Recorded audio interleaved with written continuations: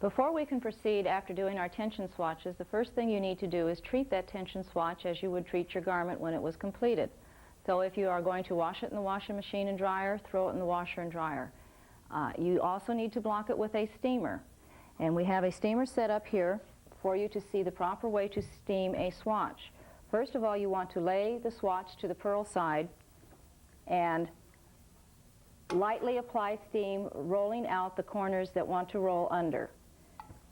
Then turn your swatch over and again lightly apply steam, making sure that everything is, your stitches are being set.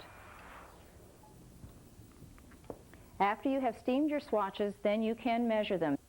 In measuring a swatch, you want to take your tape measure and lay it on from one side to the other, taking your measurement off of that swatch.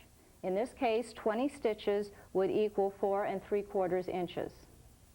If we were to go to this swatch, we would lay it from marker to marker, and this particular swatch is measuring 4 1/4 inches. Likewise, going over to this swatch, using this technique, we measure from outside needle to outside needle of the needle that's out of work. And here you will see that you have 5 inches. Once you have knitted or measured the knit side, you need to measure the purl side for your rows. And by turning your swatch over to the reverse side, you can get an accurate reading of the row gauge. You want to lay your tape measure at one edge of the blue purl stitch to the next edge of the blue purl stitch. And in this case, it is measuring 2 7/8 inches. On this one, again, we measure from the purl stitch to the purl stitch.